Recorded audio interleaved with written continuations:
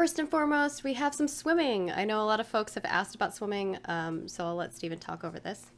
Yeah, so I mean, as you guys know, there's a lot of water content that's planned. You didn't see there in the transition from the above camera shader to the below camera shader any type of screen effect that will be applied later, like water kind of drying up or something. But as you can see, this is some fundamental swimming. You will be able to utilize your abilities while in the water. There is going to be naval content that will require large groups of people participating in water combat as well as ship-to-ship type combat. So we're now just starting to flesh out essentially the buoyancy and physics of the ocean, as well as giving the character animation blueprint the ability to transition from a land state to a water state that utilizes these animations, which our animation team has taken a first pass on. I think they're doing good. Looks good. Yeah, and like we said, this is early pass, so bear with us. These aren't fine. This isn't final or anything like that, and we will have some other adjustments to it as well. Yep. But if you have suggestions and stuff like that, you're always welcome to head on over to our forums. We love reading all of that. Toast is amazing and puts together reports every month for the dev team, so that is the best place. If you have feedback or suggestions, the best place to go is honestly our forums, because we put together reports for those. It's easier for us to grab data. If you're PMing people, it's really hard for us to grab the PMs from all of Stephen, right? Like, we're not gonna make reports on that. That's not happening. So, but if you put it on the forums, we are able to grab, we're able to grab that data and easily send it over to the design team. I'm just prefacing, Stephen. Yeah, no, it's good because over the past 2 weeks since I did those 3 interviews, I think I've had like 9,000 LinkedIn views and probably about 1,000 LinkedIn messages and probably like 3,000 Discord DMs. And I get like 3,000 a day on Discord. It's nuts. I would just like to preface that I try my best to read the DMs as much as I can. I definitely read the forums and the content creation that happens and the Reddit. That's a little bit easier to get to for me. Right now, my phone actually crashes if I try to access my DMs on Discord. So I can't do that, but I can do it from the desktop. But we do put together reports for Stephen and the design team and whatnot. So definitely that's the best way is the forums. If you have questions, we have a questions channel in our Discord. That's a fantastic place to go. Beyond that, Toast and I try our best to get through all of the messages, and Violet as well. Like, we try our best to go through all of those things and all of our social media. But the best way to provide feedback is over on the forums. Yeah. And of course, if you have a CS problem, the best place is to put in a ticket. So without that, we're going to go on to the next one. You all have really, really loved our lovely goblin friend. And now we have one of the variants completed, so you can see it with textures. Look how awesome he is. Yeah, this is one of the NPC monsters that represents one of the tribes of the goblin race in the world as a adversary. He is definitely on the green side. People have been asking for him they're like, goblin playable race. I'm like, not currently planned. I'm never gonna say never, but not currently planned. We already have 9.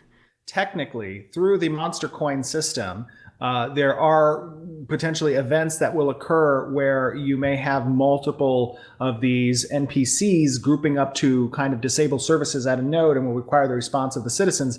And if you have a monster coin available, you could play as a goblin for a short period of time or some other type of monster. And the more you play and become successful during those events and helping to kind of disable the nodes that exist, not destroy them, you will be able to get unique cosmetics as a participation achievement in those monster coin systems. So that's something that's interesting.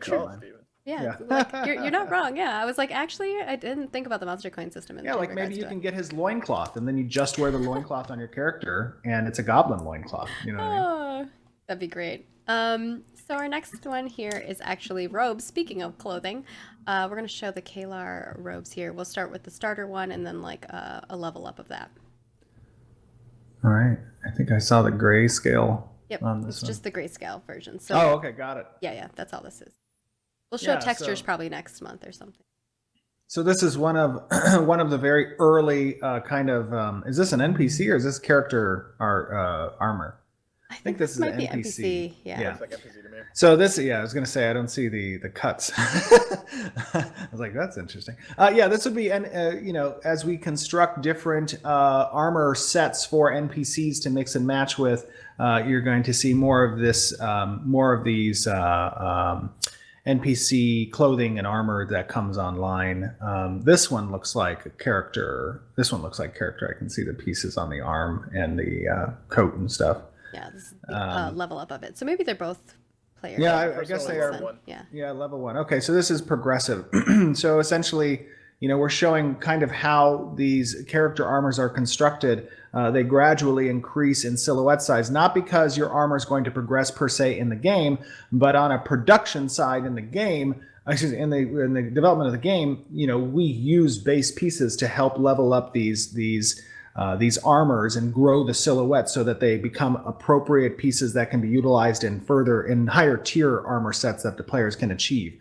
And then they get diversified through the materials and the textures and the colors and the thematic components that can be applied as attachments. These essentially get diversified. All right. And then our next one here is the Spellbreaker's Gauntlet. Ooh, this one's nice. So this is a cosmetic. Now this is the final model. This is the finished model. This is not the concept art. This is not concept. So this gauntlet here was a cosmetic. When was this cosmetic? Was it a long time ago? I could look, but I'd have to. Oh, actually, I can look right now. I don't have to be on VPN for it. Well, yeah, long time ago. Basically, your armor exists in I believe it's an eight piece set that you can individually apply cosmetic appearances towards. So you would have a glove armor piece that you would then apply this what's it called, the gauntlet of Spellbreaker's Gauntlet. Spellbreaker's Gauntlet. So you can apply this cosmetic appearance to the gauntlet. Now, this in the game, this portrays a little 3D effects above the gauntlet that will be rotating, and it might actually glow and brighten as you cast an ability or an ability effect occurs. Right? It might call the glow to animate and move. But this is the in-game model of that Spellbreaker's Gauntlet. My cat has interrupted. The chat's probably leaving. It's pretty great when we can just see the tail. It would be the July 2018 to August 2018. Thank you, Violet Lights, for sending that my way. You are lovely. Oh my God. Where's the time gone? I feel like my life is flying by. I know, it's crazy. It's just game design. one large game design. Exactly. I don't even remember living before starting Intrepid. It's like my headspace has been completely vacated and now only exists in ashes. So the next ones we have are all of the creature stuff. So this is a lot of the creature animation and creature particle effects. So the first one is going to be actually the troll, and it's specifically you're looking at the particle effects on the attack. So as you're looking at this, don't look at the other things. Look at specifically the particle effects on the attack.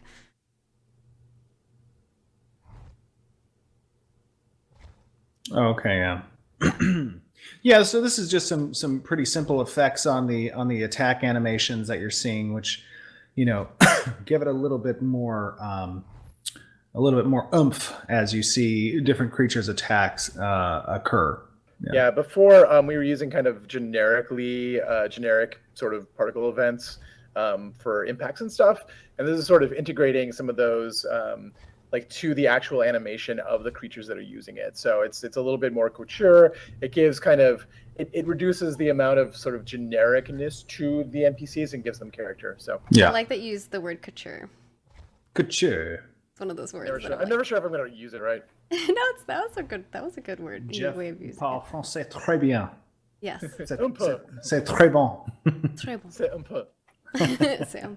All right, next we have our War Beast animation. We showed a little bit of the War Beast before and people lost their minds, so enjoy this now. And this is the War Beast is a Jency creation. She's amazing. Hi Jency, someday I'll get you on the stream. Yay. I think it's so huge. It's massive, yeah. Yeah, it's too bad we don't have a scale next to it, but this dude's pretty big. Like elephant size was it, right? Was the goal? Or maybe a little bit smaller? Yeah, I think he's a little bit smaller than an elephant, but there's a variant of him that's gargantuan and carries one of the siege weapons. The first one that Jinsey made, Steven was like, "That is huge." Yeah. Look how pretty he is. Look, he has a little scene. Oh yeah. Aww. They got very excited about showcasing him. Thank you, Tristan. Can you just imagine being in the game and you just hear this like thundering movement over like a hill and you just turn? That thing comes at and you. then this thing breaks the horizon and it just is like this dude is charging you and you're just like, huh? What do you do here? I run. That happened to us in a Pathfinder game one time. Kevin was DMing and there was a herd of, I believe it was bison. And we were like level 2, and one of our people had been trampled, so we tried to like help him, and then they trampled us and killed the entire party. I don't think it was a bison. I just think it was something else. Yeah, TPK by bison. It was a big creature, though. At least the one that I was part of. We had a similar situation like that. And McP was also the one DMing. He loves killing people with herds. Yeah. The next one is going to be our ram. So you saw this last week. You saw the ram. I haven't seen the fur hauler. on this guy. It looks so good. Yeah, the horns they're are definitely really cool. refining their fur and hair cards. It's like that scraggly goat hair, you know? Yeah. Yeah, this looks great. I think this was Carson that did this little dude. Excuse me. Sorry about that. Not the animations of them, but the No. Sorry, he did the model. Yeah. I'm not sure who did these animations. It might be Myers, I believe. There it is. Oh, but there he is with his caravan. Yeah, so this is a Dunir influenced caravan. You can see by the bulkiness and the armor plating on the spokes and the wheels. And this is in game. The different types of caravans that you can own essentially as you commission them will take the appearance of the cosmetic you have applied. And then our next one is going to be our lovely spider. First, this is the turntable of the spider, so you can see the entire model of it. So this is an enemy NPC that's going to be, obviously arachnids are a fan favorite when it comes to fantasy games, And this is one of the initial spider creatures that are used. There's several variants. Jinsey modeled these. They're going to have... Thank you, Jinsey, for making the translucent one. That was like, I was like, please make a translucent one. She's like, I'll try. Yeah, so these are just some examples of the different spiderlings, and they'll vary in size as well. You have some that are very large up to the head height of a character, and some that are smaller, maybe to the kneecaps. Shanky in the knees, that little spider will do probably. But these look good. I like these. Yeah, they're awesome. I like their little hair pieces, and obviously we'll have different types of spiders too. Like they won't all be this like hairy spider type. All the people who are afraid of spiders are probably horrified right now. Hey, it's good to face your fears. MMOs help in that regard. Makes you stronger. Yeah. All those little mandible wiggles. Well, he's hungry. He hasn't probably eaten in a while. Oh, that's so creepy. Nope. Yeah. I'm running. Oh my God, look at its mouth. Oh no, look at its little mouth. It has teeth. Why does it have teeth? Well, I thought it's just supposed to have mandibles. It has teeth. Oh, imagine it spitting out like acid and stuff too.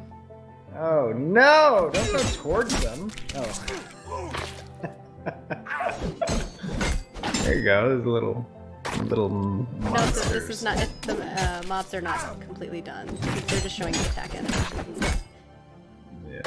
Mine still has AI stuff to do with it. As I'm sure Jeff is looking at it being like, could you imagine if you had a small mesh where you couldn't see the spider and it was like one of those funnel spiders on the beach, and as you're walking past, just like it erupts out of the ground and attacks you? It's like having those randomly placed throughout the world, not so much like in a hunting ground where but like just random spawners of funnel spiders that pop out of the ground and like just you walk over it and you don't even know that there's a spider underneath you because it's like flat on the ground. Oh my gosh. That would the be sound great. mix on it is totally off, so it's the sound mix is super loud. Yes. And you just hear the clapping of the mandibles and the teeth. That'd be great.